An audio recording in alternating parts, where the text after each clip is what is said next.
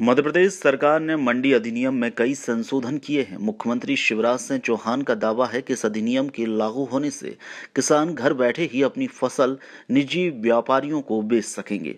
उन्हें मंडी जाने के लिए बाध्यता नहीं होगी। इसके साथ ही उनके पास मंडी में जाकर फसल बेचने तथा समर्थन मूल्य पर अपनी फसल बेचने का विकल्प भी रहेगा। हालांकि इस निर्णय पर कांग्रेस ने विरोध जताया है। कालापीपल से कांग्रेस विधायक और मध्य प्रदेश की युवा कांग्रेस अध्यक्ष कुणाल चौधरी ने आरोप लगाया है कि जब से शिवराज सरकार आई है तब से किसानों के हाल बेहाल होने लगे हैं। यह मजदूर और किसान विरोधी सरकार है। कुणाल चौधरी ने यह भी कहा है कि मध्य प्रदेश किसानों का प्रदेश है और मंडियों की स्थापना जो की गई है वो किसानों के लिए कवच प्रदान करती है ताकि किसानों को उनकी उपज का सही दाम मिल सके। लेकिन इस तरीके के नियम अब किसानों को सही दाम नहीं दिलवाएंगे। वहीं कई गंभीर आरोप उन्होंने लगाए हैं। वॉइस ऑफ राइट्स के लिए कालापीपल से शिव प्रसाद अकेला की रिपोर्ट।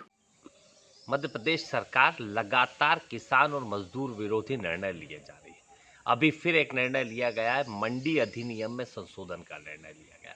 लगातार मध्य प्रदेश के अंदर जिस प्रकार की स्थितियां, ये प्रदेश किसानों का प्रदेश है और मंडियों की जो स्थापना करी गई थी वो सुरक्षा कवच देने के लिए करी गई थी। सही भुगतान किसानों को मिले, उसकी उपज का सही दाम मिले, उसकी उपज सही जगह पे बिक पाए।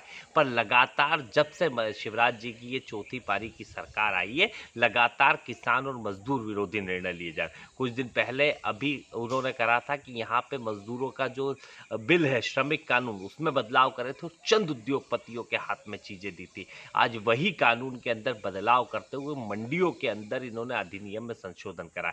क्या मंडी अधिनियम के संशोधन से कहीं किसानों के साथ ठगी तो नहीं बढ़ेगी? इस बात पे आपने विचार किया? क्या आपने किसी सदन के अंदर इस पर निर्णय लेने के पहले कहीं ना कहीं आपने लोगों से चर्चा करी? 30 दिन का अधिनियम बनता है, लोगों के सुझाव आते हैं, किसानों के जनप्रतिनिधि बैठते हैं और कहीं ना कहीं बड़े विस्तृत चर्चा के बाद नियम और अधिनियम बनाने की जरूरत है।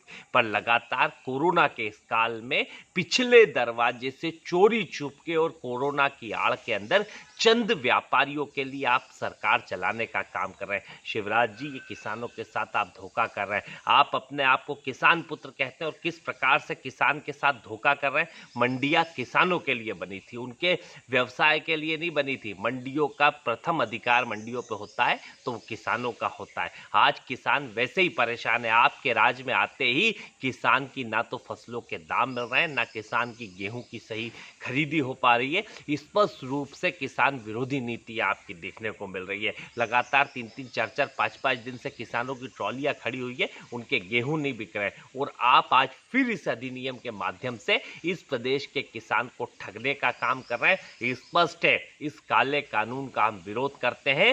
विस्तृत चर्चा करके अधिनियम बनाएंगे और कहीं ना कहीं किसानों के हितों की रक्षा करने का काम करेंगे। आप चंद व्यापारियों के आगे झुक के मध्य प्रदेश की जनता और किसानों के साथ दुर्व्यवहार करने का काम छोड़े, नहीं तो कि स्पष्ट है, अगर आपने इस प्रकार का कोई भी काले कानून करा तो इसका विरोध पूरी ताकत के साथ करा जाएगा और मध्य प्रदेश में किसानों के हितों की रक्षा के लिए कांग्रेस पार्टी सदैव तत्परता के साथ खड़ी।